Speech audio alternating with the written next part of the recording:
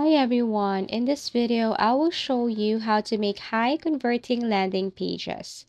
So there will be a lot of platforms that you can use, but for this tutorial I'm going to show you this Wix platform, and all you have to do is to create an account here. You can build your own design or choose from their templates. So in Wix, you can choose or look for a specific category.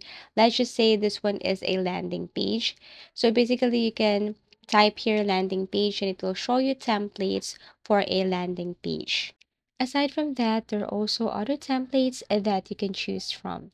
But for this tutorial, let's just focus on landing page template. So I will be searching for a landing page template right here. As you can see, there are landing pages templates for free. If you want to look for more, you need to upgrade your plan in order for you to select more landing pages template. So once you have selected one, then all you have to do is to edit. If you want to add pictures, videos, or add elements here on your landing page template, you just have to click the left side and there are features right here. You can also edit by tapping the word and then change this with the captivating word that you want to add here. For example, get more clients in 30 days. You can also edit the font style, font size. Apart from that, if you want to change the background image, you just have to click the picture and then upload the image from your file or computer. Make sure that the file is ready.